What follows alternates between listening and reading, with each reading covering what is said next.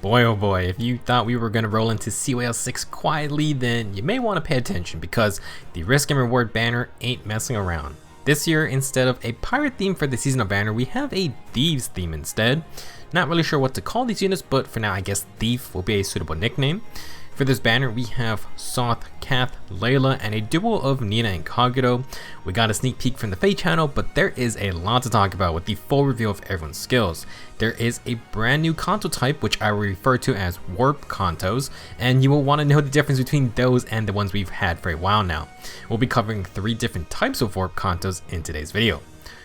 First up though is the Sothe, who will be the 4-star focus unit for the banner. You can get him at 4 and 5 stars. As a unit, Sothe will be a green flying dagger unit this time, only the 3rd one in the whole game. For stats, he has 41 HP, 39 attack, 41 speed, 20 defense, and 23 res. He'll have attack and speed super boons, so if you want to merge him up, be on the lookout for those.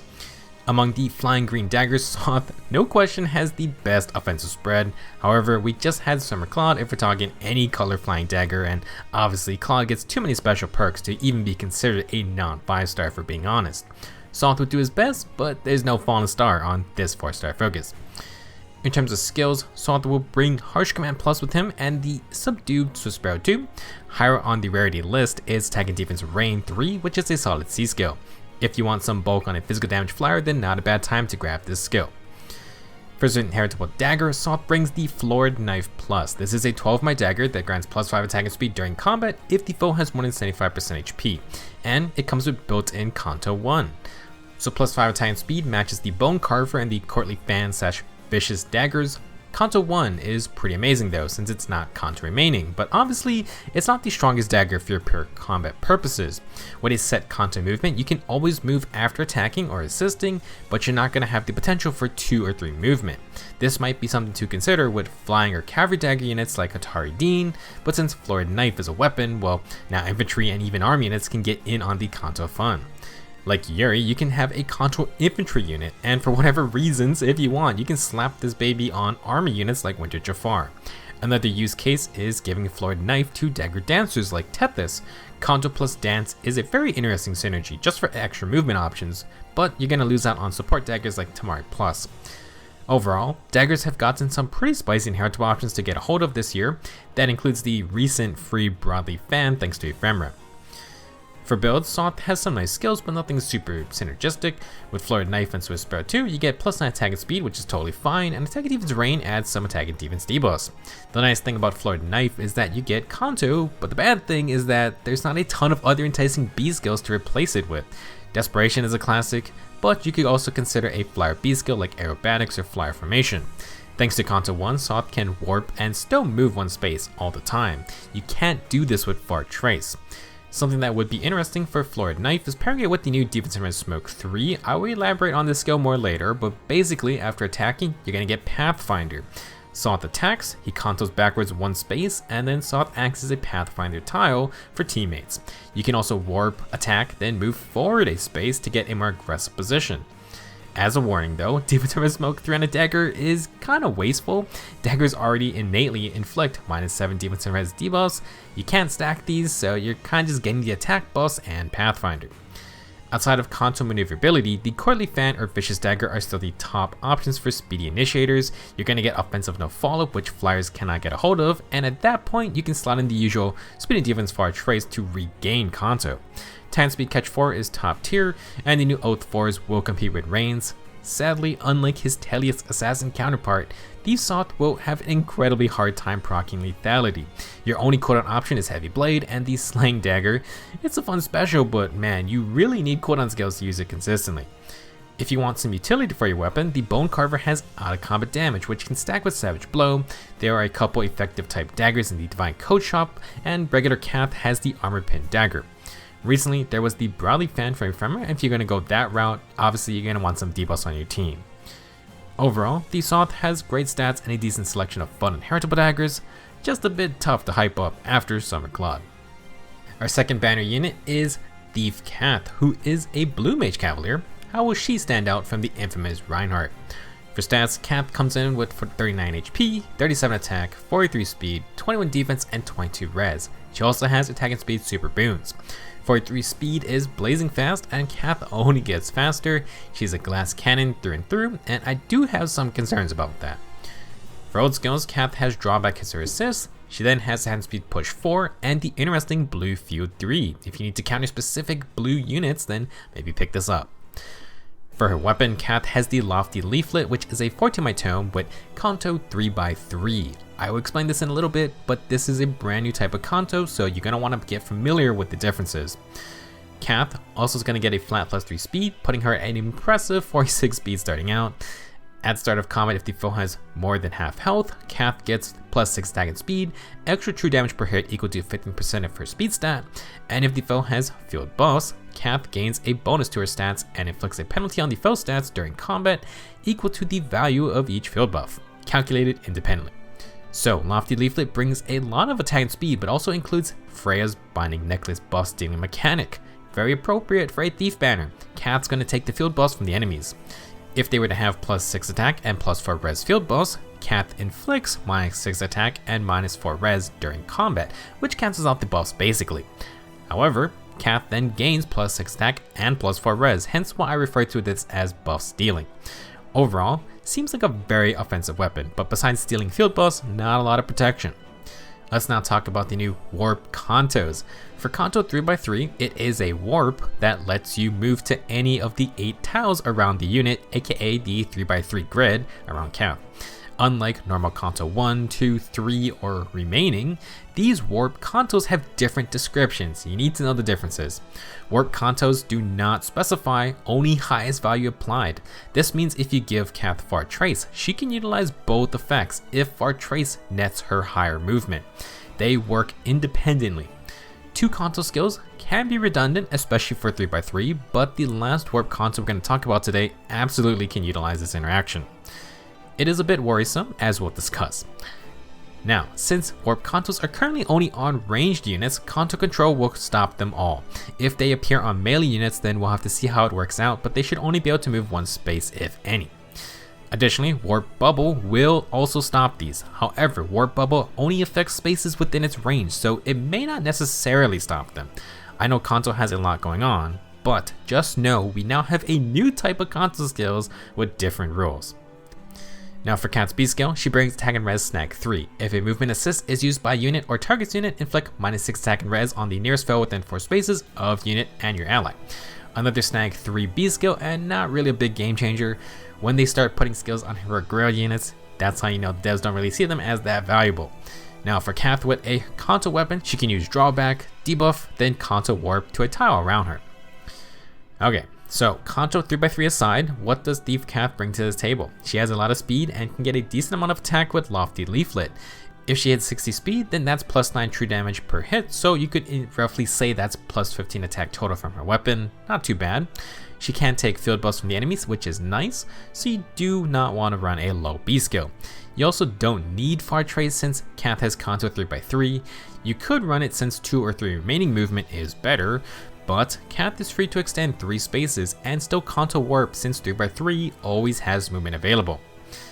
All of this is nice, but my main concern for Cath is the lack of certain offensive perks. For example, no offensive no fallout to bypass fallout prevention, no special cooldown for burst damage, and not much in the way of survivability, especially with the low 20 defense and res.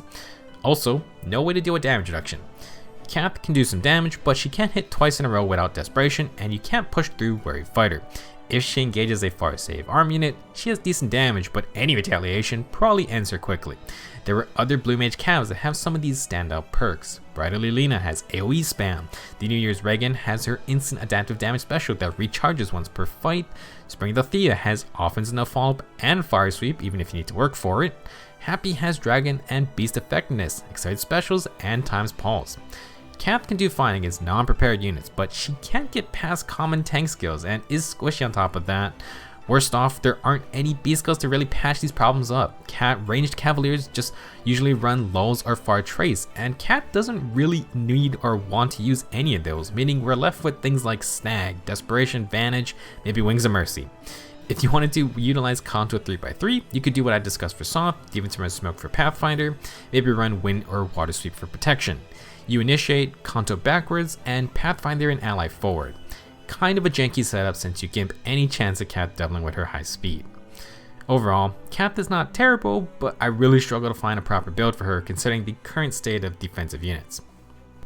Next up is Thief Leila, who is a flying red mage this time. Like our other thieves, Leila is quick with 40 HP, 30 attack, 43 speed, 20 defense, and 25 res. She has super boons in attack, speed, and res, but realistically she only cares about attack and speed. Leila is definitely another glass cannon, but she does have a planned escape route to get out safely. For old skills, we got 2 staples, Moonbow and good old Swiss Sparrow 3, nothing wrong with either of those. For her weapon, Leila has the Soothing Scent, a tome with 14 might, accelerated special trigger, and enables Canto ally 2. I'll talk about it more in a bit. At start of combat, if Leila has more than 25% HP, she gets plus 6 attack and speed, prevents counterattacks if she has more speed than the enemy, and after initiating, Leila inflicts 10 damage to the target and foes within 2 spaces. Combat-wise, Leila addresses my main issue with Cath. She has Fire Sweep to not get immediately clapped. Additionally, she has accelerated specials and splash damage, which can both lead into fun skills. Alrighty, so what is Canto ally 2? After an appropriate action, Leila can move to a space adjacent to an ally within 2 spaces. Basically, it's an actual warping Canto. This Canto is probably the hardest to use without a plan. Unlike Canto 3x3, if you have no allies within 2 spaces, you can't do anything. It can be powerful when fighting near teammates since it could let Leila move 3 spaces away, but you really need to plan well. One way to use it can be with other warping skills like with Fly Formation or Ash's C skill. Leila could warp into attack, then warp back out thanks to this Canto ability. Remember, unlike Far Trace, you are completely free to use warping effects because Warp Cantos do not utilize remaining movement. It opens up a couple different options to plan your attacks. For Inheritable C skill, Leila is the one with Defense and Res Smoke 3, which I've talked about a ton already. Instead of Defense Smoke 4 and Res Smoke 4, they slap them together. After combat, inflict -7 Defense and Res on target and allies within 2 spaces, then grant plus 6 attack to the user and allies within 2 spaces. Last, grant Pathfinder to the user. Oh no. If you want to inherit Defense and Res Smoke 3, you just need either Defense Smoke 3 or Res Smoke 3. There is no Defense and Res Smoke 1 or 2. That's good. Now, unlike Attack or Speed Smoke 4, this variant grants the attack buff to allies as well. This is because it's to let allies take advantage of the Defense and Res debuffs for extra damage. This is also why the user gets Pathfinder. You initiate, you debuff the enemy, and Pathfinder lets allies move further ahead to finish the job. Extremely nasty, but it requires some execution, and you need to survive combat. It works well with Canto, at least to me, because you get to reposition after fighting, and that includes moving forward or backwards to your teammates. This is definitely not as easy to use as Dagger and Naught's innate Pathfinder, but having an inheritable option is pretty crazy. In terms of builds and playstyles, Leila is pretty similar to Cath. She's an offensive initiator, except Leila has Fire Sweep to not get hit. Even if she can't finish the job, just surviving can be clutch, since then Defense and Res Smoke kicks in, and Leila could potentially Canto to her team to open up a Pathfinder attack. Considering she also deals 10 splash damage with the -7 Defense and Res debuffs, Leila can leave some juicy targets to finish off. Additionally, if she can double, she can proc a 2-cooldown special thanks to excited specials. Now, as I mentioned, Canto Ally 2 requires some good positioning. However, you could just slot in Far Trace to get Canto remaining. The main benefit of this is if Leila can get pushed forward so that she can have 1 or 2 remaining spaces. It's just more Canto options, but obviously, maybe it's wasted potential. With that said, there are not a lot of other crazy B skills for ranged flyers. They don't even get lulls like Cavaliers. Desperation isn't really needed with Fire Sweep, so you could use Fly Formation or Aerobatics. Remember, you can warp in, then warp out to an ally. If you'd rather be annoying, then Leila can't lean into out of combat splash damage. She can stack Poison Strike or Savage Blow. Double Poison Strike plus Soothing Scent equals 30 damage to maybe an annoying tank, while 1 or 2 Savage Blows can get 17 or 24 AoE splash damage. With Fire Sweep and Canto, Leila can just be a very annoying unit with these skills. Besides that though, you want to attack or you want to stack more attack and speed, with speed being a priority. If Leila does not outspeed, she's open to counterattacks and she's very squishy. Overall, I do like Leila's weapon, but Canto Ally 2 is finicky. It can be better than 3x3, but it could also just not do anything. Unfortunately, I think the last new Warp Canto is in fact the scariest. The shining star of this banner is Duo Nina and Kagero. This unit right here is perhaps one of the biggest baits maybe ever. They threw everything on this unit to entice players to summon. As a unit, Duo Nina is a Cutlass Dagger Cavalier. She has 38 HP, 37 attack, 43 speed, 18 defense, and 32 res. We've seen this stat spread all day so far, and of course Nina has attack speed super boons. For old skills, Nina is going to be our second holder of Lethality, the 4 cooldown dagger only special that is basically Black Luna with damage reduction nullification. Nobody wants to tank a Lethality proc, and while it's an insanely strong special, Duo Nina has absolutely no way to proc it consistently. She has 0 cooldown reduction abilities, and as a ranged cavalier, she only has Heavy Blade. That's how you know the devs are desperately trying to bait orbs before CYL. Now if Lethality wasn't good enough, Nina has attack speed catch 4. Our 3 other super offensive thieves didn't get it, but all want to run it anyway. Last, you got Cutlass Feud, a more niche skill, but it can cancel support abilities like Flame's damage reduction aura. That will be a good use case. For her weapon, the Shadowy Quill, this thing is scary. 14 might, grants a flat +3 attack, and enables Canto recall. If Nina initiates or is within 2 spaces of an ally, grant adaptive damage, +6 attack and speed of course, and then to simplify, she has both the Blade Tome and Gunther's Blizzard effects. It's not stacking, instead Nina takes the highest value for each stat and totals everything up for bonus true damage per hit. Let me explain more. So like a Blade Tome, if Nina has +6 field buffs to all stats, she gets +24 true damage. If the enemy were to have -6 debuffs to all stats, she would also get 24 true damage. You do not combine these, Nina only takes the highest value available. For example, if Nina has +6 attack but the enemy has -7 attack, she will only get 7 true damage. You do this comparison for every stat and you total it up. If Nina has +6 attack and speed and the foe has -6 defense and res, that's 24 true damage. So not only is Nina going to target the lower defensive stat, she gets a ton of extra damage with multiple ways to set it up. That is concerning. What's worst is we haven't even talked about Canto recall. This Warp Canto is stupid. After attacking or assisting, Nina gets to move back to her original starting tile. As a Cavalier, she can initiate 3 spaces out and return back safely. Duo Nina can literally hit and run from 5 spaces away. If you do not bring Canto control or kill her, she gone. This Warp Canto is hard to stop with Warp Bubble. 5 spaces beats 4 spaces, and if you're going in a straight line, even then the Warp Bubble zone has to be where Nina started from.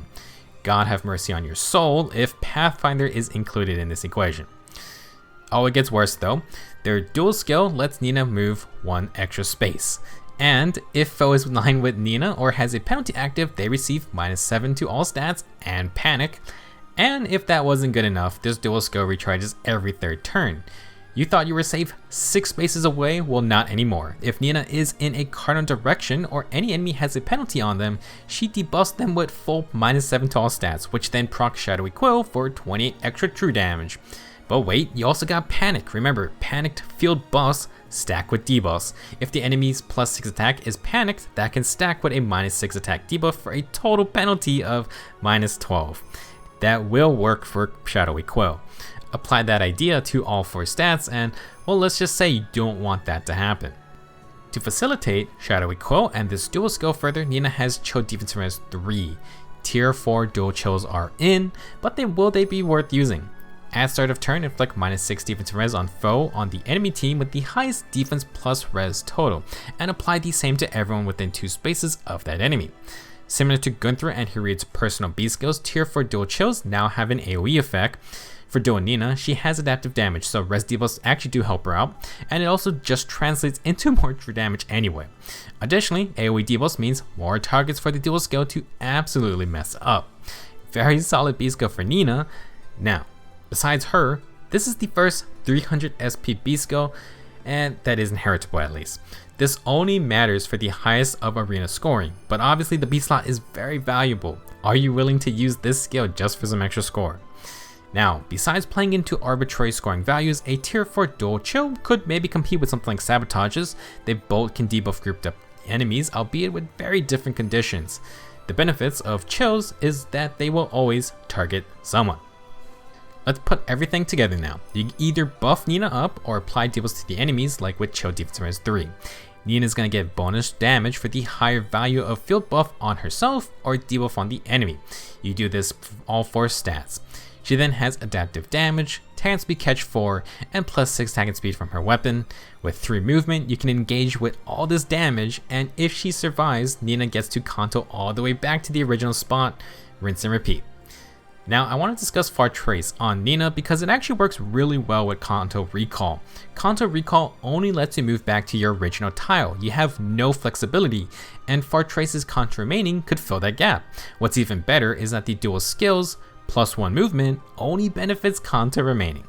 Something that is hard to imagine is Canto Recall using things like assist skills like reposition. Nina could move 3 spaces, reposition an ally, and then she can move back to her original starting spot.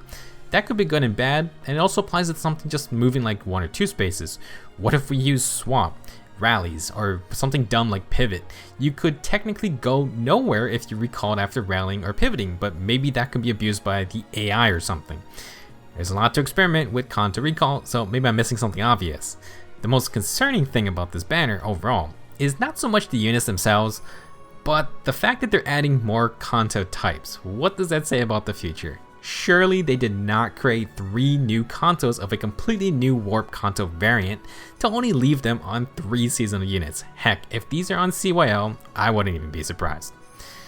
Now in terms of other skills for Nina, you could run Wind or Water Sweep. Like Cath, you sacrifice any chance of doubling, but Nina can amass a ludicrous amount of bonus damage for her 1 attack, and after surviving, she can retreat way farther back than Cath. If you couldn't stop the sweep, then that would be really annoying. Now for C skills, you could run Rouse or Menace, mainly to give Nina her own field buffs. If you keep Joe defense and res, you want attack and speed buffs because we take the highest value for each stat. That being said, you're gonna want, or it doesn't hurt to fully buff or debuff all 4 stats. Duo Nina could be nice on teams who like to focus on field buffing or debuffing. She benefits from both playstyles. Last up, let's talk about lethality for Nina. Like I said, Nina has 0 cooldown reduction effects and Cavaliers have 1 cooldown skill. So how the heck do we even charge lethality? You can use it as a late game nuke, but you're gonna have to fight multiple times, and if you want it for the first fight, you're gonna need a lot more help. You can use things like Lord Asker, Osteus Pulse, Dual Chrom, etc. Regardless, it's clear Nina is not gonna be proccing lethality every round of combat. If you would want to swap to something else, maybe Moonbow or Ruptured Sky might be better.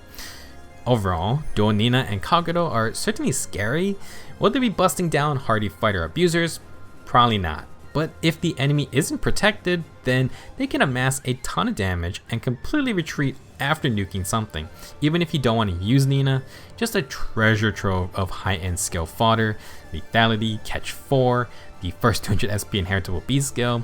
Absolutely crazy top tier bait. That will be it for this banner breakdown. Lots to talk about regarding the new Warp Canto, and I'm sure this is not the last time we'll see them. If you're holding strong for CYL, you can have some fun with Rickard, who is going to be from the Tempest Trials. This is also a must participate Tempest Trials event, as we're getting a Distant Counter Sacred Seal. Dragons only, but still, what the heck is going on?